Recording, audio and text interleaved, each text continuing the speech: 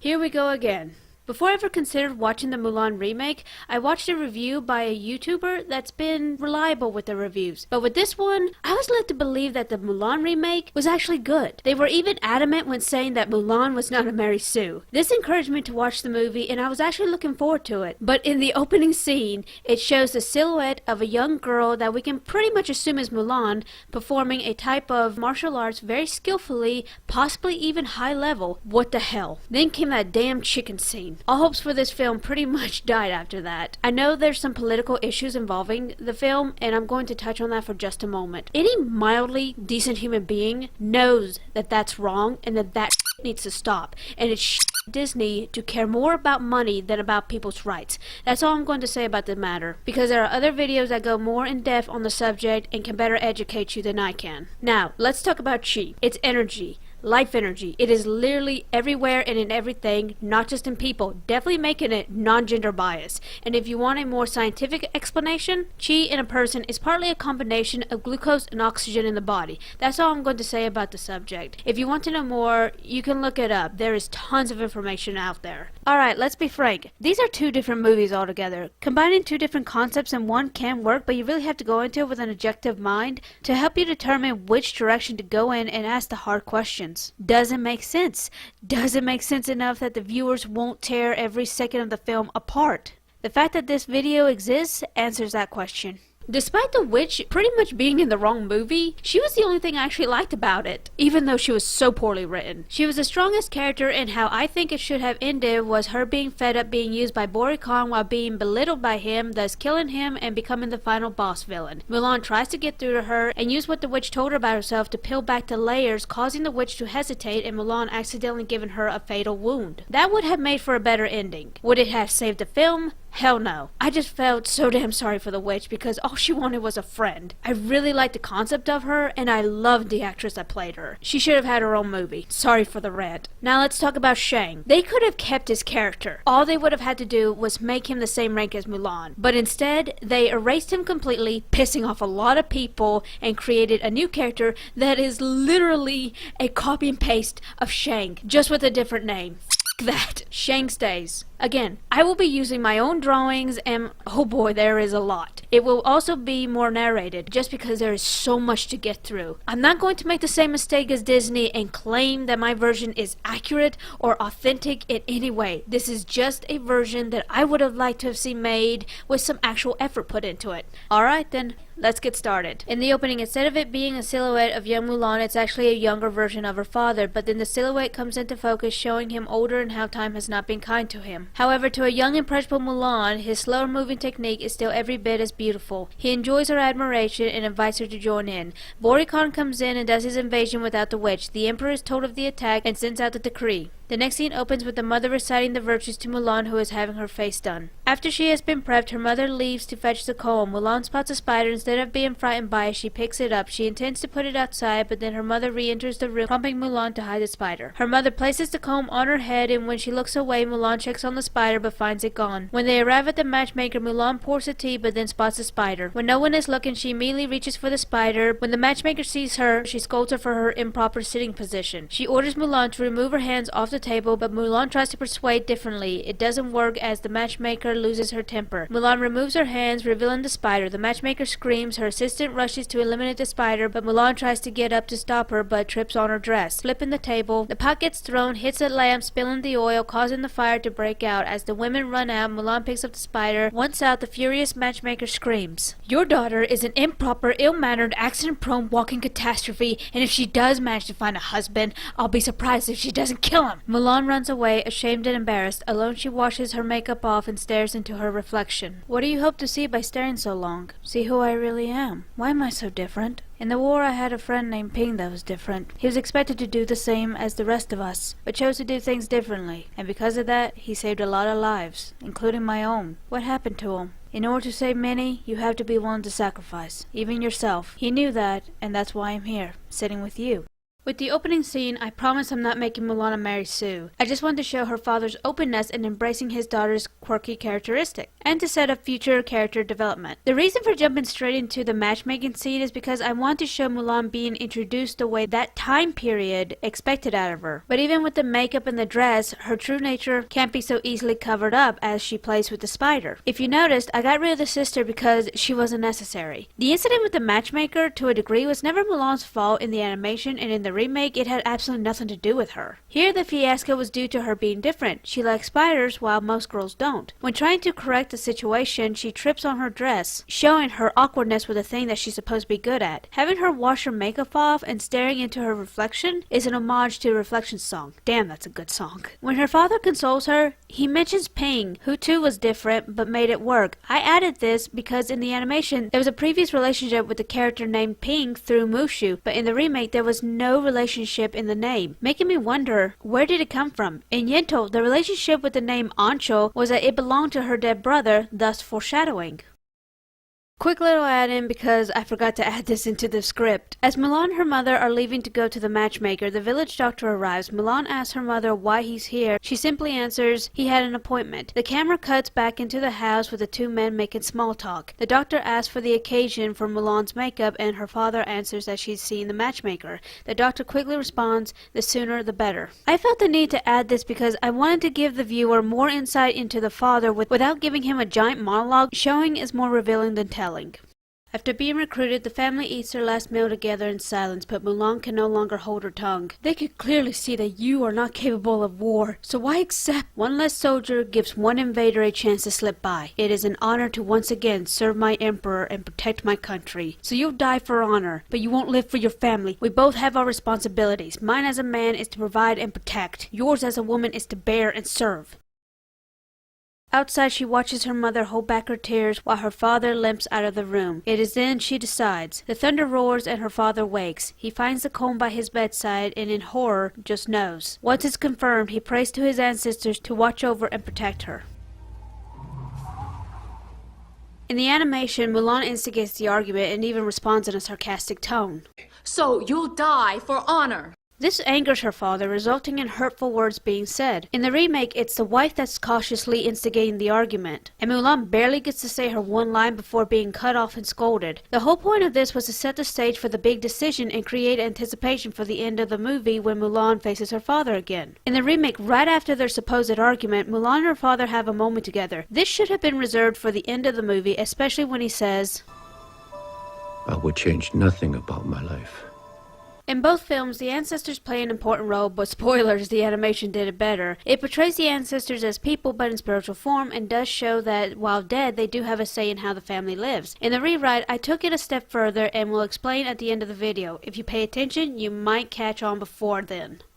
Lost and unsure what direction to take, Mulan hears singing. When she rides up, she spots the man singing and spots the camp. When Mulan enters the camp, she avoids saying a single word. She gets in line but keeps her distance. However, the people lining behind her pushes her closer up front, causing her to bump into Shang. She bows in apology, but Shang can tell it wasn't her fault. He addresses Yao, who is standing behind Mulan. They quickly start arguing, but Mulan wants no part of it and tries to get away, but his friend Ling stops her. With it escalating, Qing Po, a third party, tries to defuse the situation with no luck. They're soon surrounded by others, believing that a fight is about to break out, but the commander's presence ends the tension. When it is explained what happened, he addresses Mulan, demanding her name and conscription. She clumsily hands it to him and answers, It's Ping.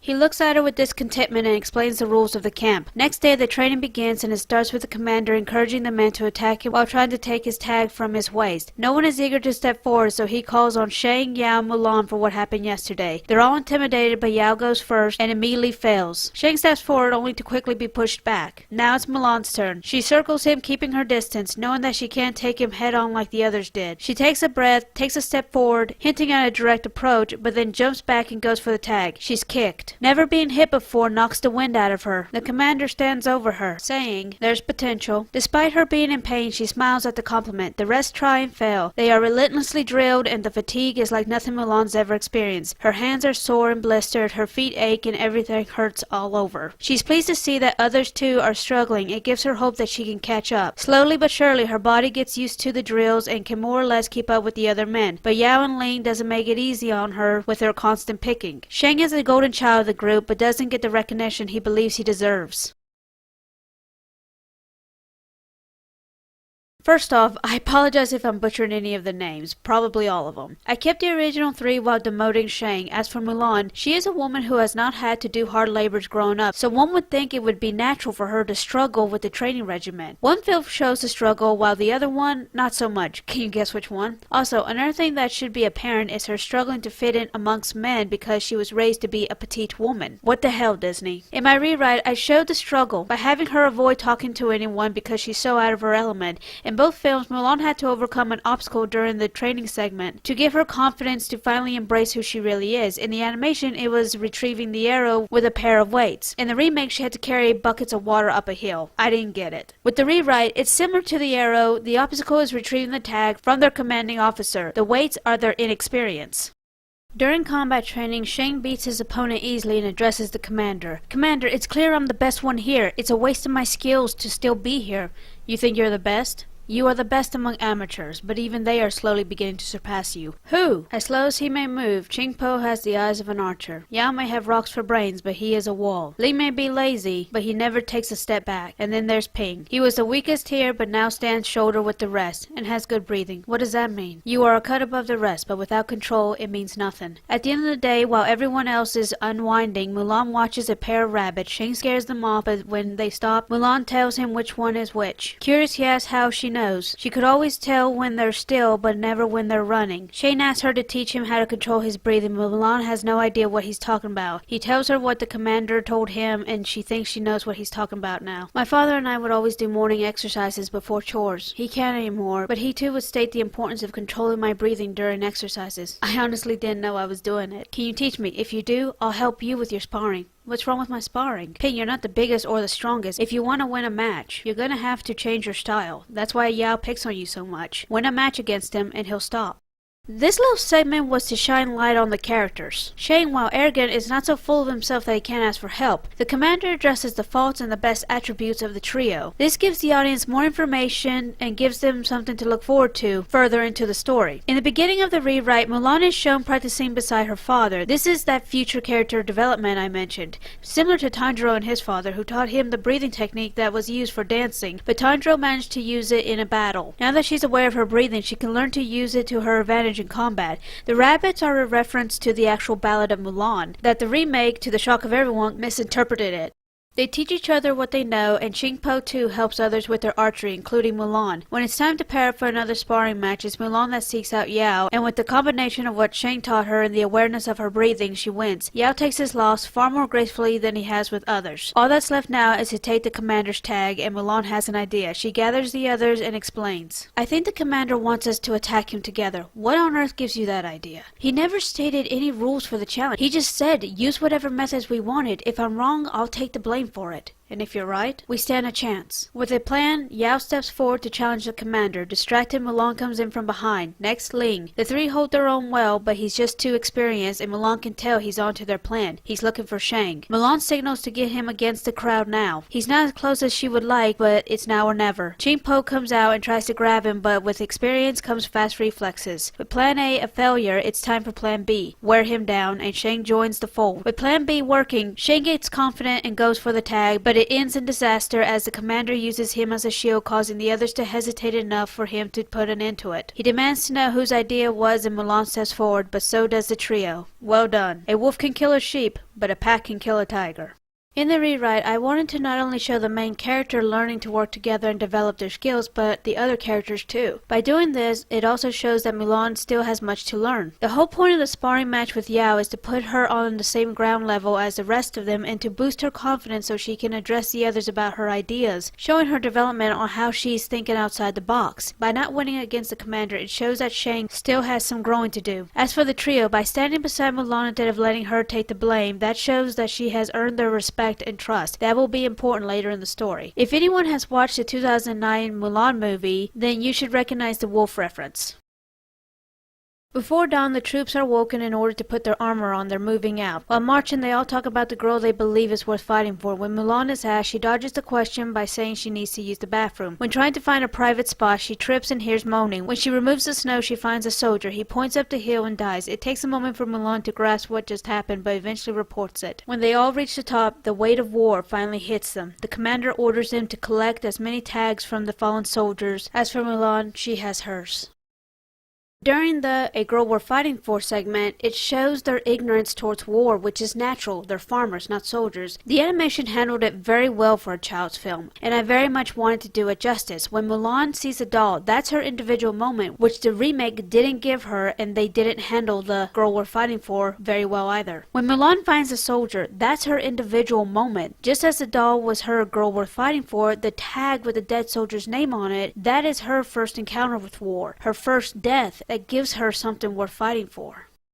The next day while marching, the commander spots scouts. He sends orders down the line for no one to react, but some start to get skittish and give it away. Arrows fly, but when the regiment tries to flee, they run into an ambush. A fight ensues for their lives. As the commander leads, he sees Borikhan fleeing. He orders Shang, Mulan, Cheng Po, Ling, and few others to pursue and capture. Shang and Cheng Po manage to kill Borikhan's men. Now alone, they chase after him to a geyser, where Borikhan falls down a crevice, taking one of them with him. They can't see anything, and their comrade isn't responding to their call. They assume they're both dead. Shang insists they return to the battlefield, but Mulan wonders what good it'll do when they're so heavily outnumbered, but then she gets an idea. We can't confirm he's dead, but they're going to keep fighting until there's proof. What do you want to do, retrieve his body? No, but I think we can use those bodies over there as a decoy. They'll know it's not him the moment they see his face, and if they do think that we have him, what's left of them is going to come after us. You want to lead him here, don't you? Over there where it's thin. They'll see it's a trap the moment they get here. Not if there's steam everywhere. The snow.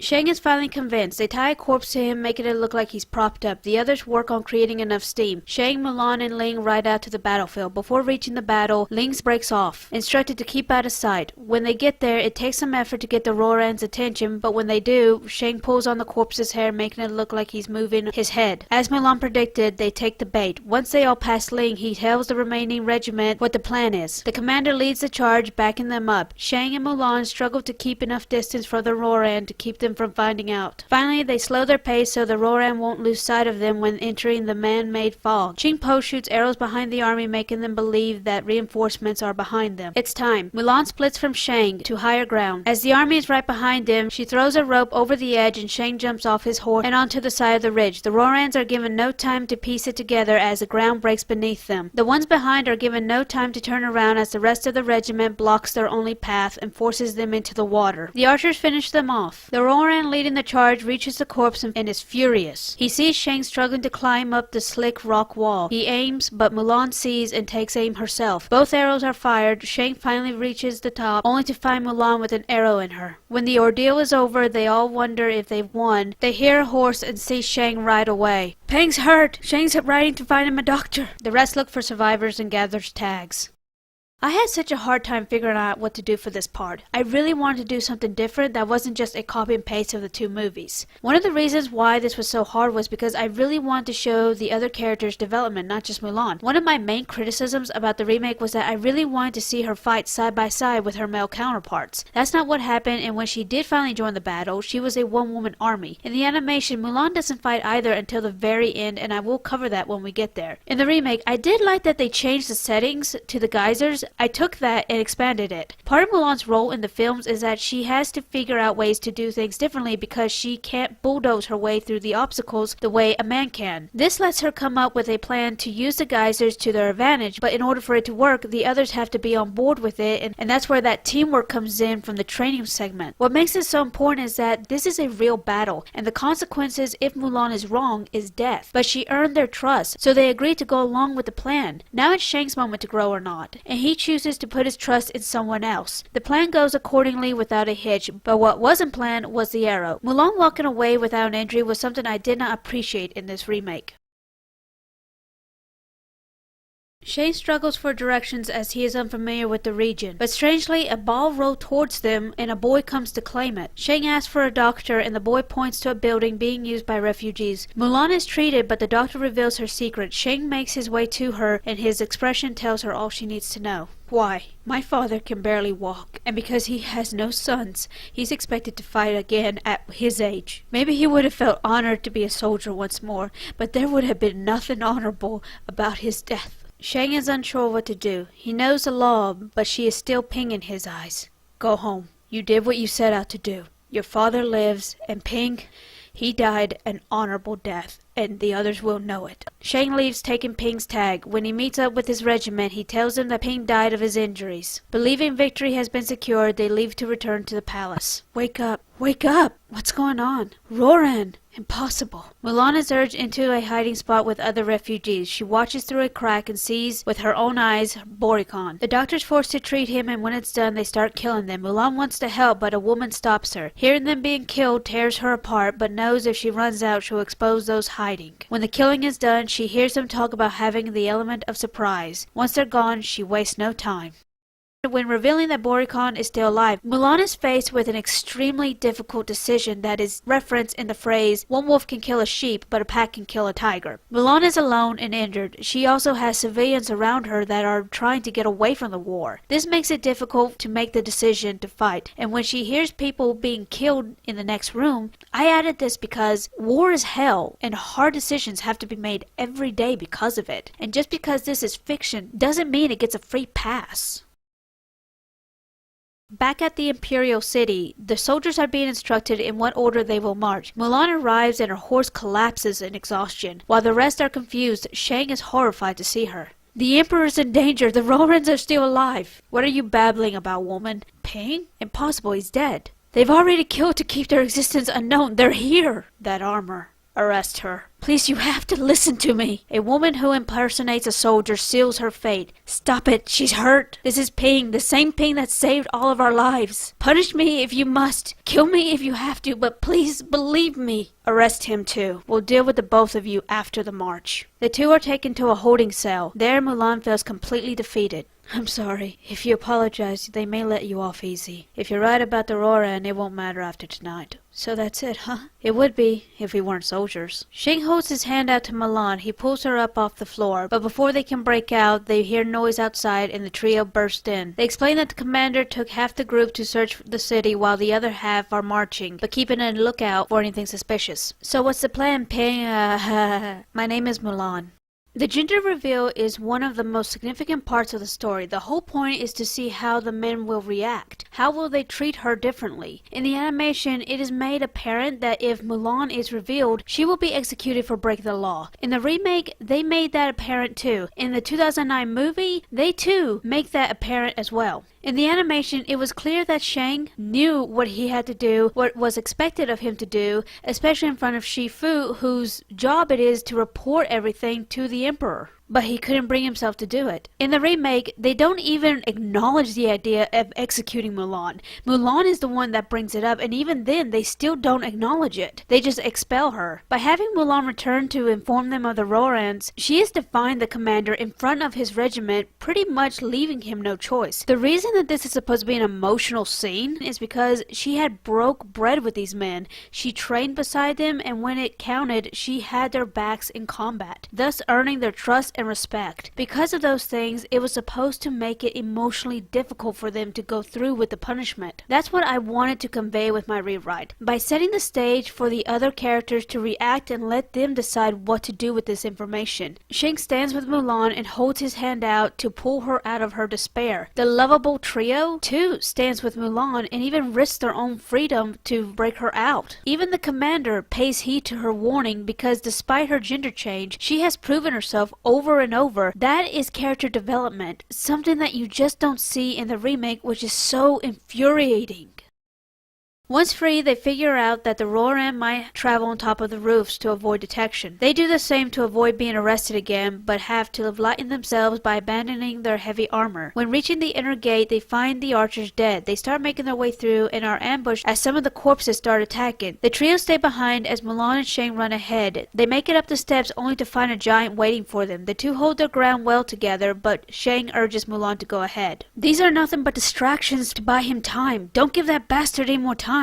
She knows he's right, but it still hurts to leave him behind. When she reaches the top, she starts a fire with the flags, hoping to catch the attention of both reinforcements and Boricon. The soldiers do see it, and even the soldiers marching make their way to the palace. Inside the throne room, while arguing with the Emperor, one of the council members shouts fire. As smoke comes in, Boricon makes his way outside to investigate and catches an arrow coming at him from the side. Mulan shoots another arrow and charges at him. He dodges the second arrow and is prepared for an attack, but at the last moment Mulan slides down, cutting his leg. The trio are at their limit as Ling is wounded and Qing Po is unconscious, but Yao stands firm despite his own injuries. The reinforcements break through the gate and ends the fight, much to the trio's relief. Shang's still fighting the giant and is far past his limit, but refuses to fall. He takes hit after hit and finds his opening. Taking a breath, he finally ends it, but takes no time to rest, making his way up the steps, but his body won't let him go any further. Mulan's fight continues and not in her favor. Her injury limits her, but refuses to give up. She draws the fight away from the entrance of the throne room, giving the Emperor and his council the opportunity to escape. Boricon sees him leaving and diverts his attention, which Mulan takes advantage of. She manages to cut him again, but doesn't have the strength to go in deep. He kicks her away, agitating her injury. He sees the Emperor and chases after him, but Mulan throws her sword, piercing the shoulder. Unarmed, hurt, and exhausted, all Mulan can do is stand. He strikes, but the flash of fire blinds him for a moment, and Mulan uses it to take back her sword and give the killing blow.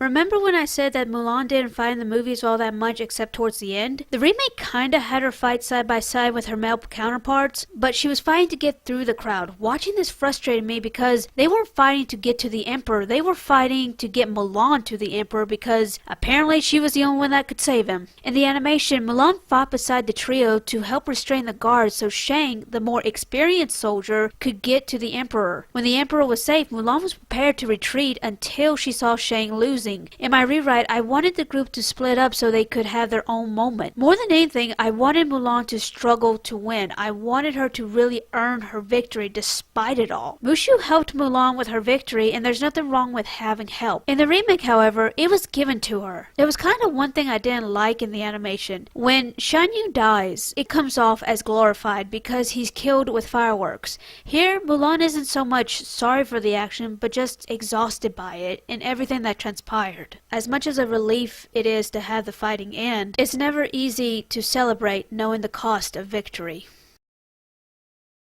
The army makes their way up to find Shang, and to their surprise, the Emperor and his council making their way down, all unharmed. "Emperor, are you alright? How?" "One of your soldiers." "Mulan." "It was Mulan. Is she alright?" "She? A woman?" When the commander looks to the Emperor, he sees him looking up. Mulan makes her way down, and the Emperor signals her to approach. "What is your name?" "Hua Mulan." "You impersonated a soldier, set fire to the imperial flags, which eventually set fire to my throne room. All for what? What did you do all this for?" "My father."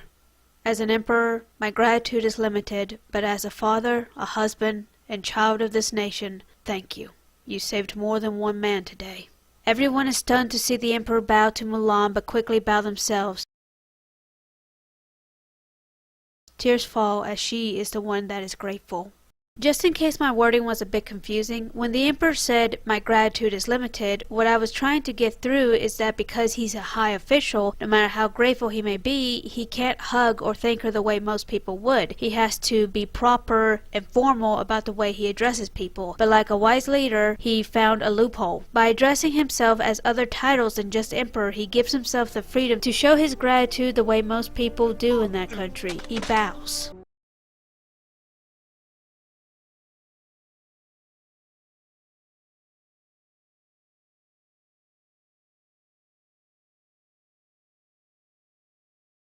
Mulan travels down a road alone, thinking of all that transpired afterward. She thinks of the Emperor and his kindness, how he vowed to give her whatever she asked for, but all she wanted was to go home. But But to the Emperor that was not enough. He gives her his pendant as proof of her honor. Her thoughts quickly drift to Shang, who urged her to stay, but regrets not being able to get him to understand her lack of desire for a military career. She sees her village and gallops towards it. It's still the same, but it's different. Now home, her mother at first is frightened, believing Mulan to be a ghost, but her expression quickly changes as tears fall as she hugs her child. Mulan asks of her father, and again her mother's expression changes. They go into the bedroom where her father lies dying with the lotus comb in his hand. Ancestors, thank you. Thank you. Father, the Emperor, he gave me this pendant to show you that I didn't dishonor our family. I didn't dishonor you. Mulan takes it off and holds it out for him to see, but he pushes it away. Instead, he grabs her arm, pulling it towards him until she leans in so he can hug her. I'm sorry I left. I just couldn't let you go. But what was it all for? So I could see. And I see. It's been in front of me always. My greatest honor was you. It was always you. My child, my daughter, my Mulan. The villagers continue on with their lives as a new face arrives. Mulan's at the shrine with the comb in her hands, and it dawns on her. They each had lotuses. They were there, watching, helping, always when she needed it, and now her father too will be watching over her.